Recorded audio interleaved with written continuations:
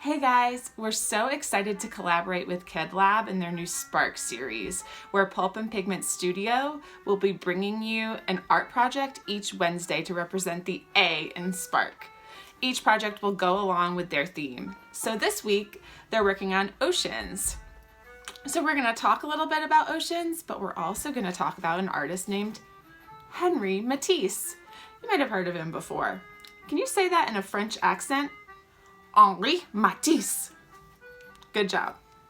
Okay, so here is a famous painting of goldfish by Henri Matisse. What do you see here? Goldfish. Does it look real, like real life, or is it a little bit abstract? It's kind of a mix of both. You see leaves there, you see fish, but something about it is not exactly like real life. Henri Matisse was called a fauve, and fauve means wild beast in French. So next time your brother or sister is running around crazy in the house and they have way too much energy, you can call them a fauve. So here's an example of Henri Matisse's, one of his paintings.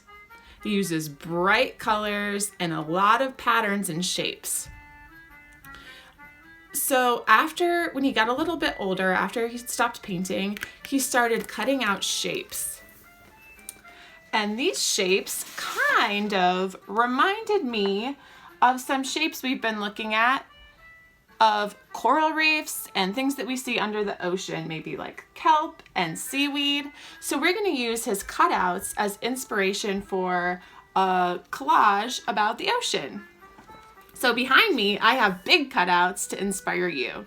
And if you get one of our craft packs at the studio this week, it will come with some examples that you can use as a template. And you can either color those like I have. I colored them and cut them out. Or you can just use it as a coloring sheet and color it. Or you can just use it as inspiration and draw your own, which is what I like the best. So anyway, Henri Matisse thought that these shapes kind of mimicked things that were in the ocean, the flow of things through water. So he has a good series that you might want to Google with your children called The Swimming Pool, and it's really big, it takes up a lot of space, and it has these fluid moving figures. It's a good thing to look at and talk about in relation to the ocean. You might want to also compare and contrast his paintings to his cutouts.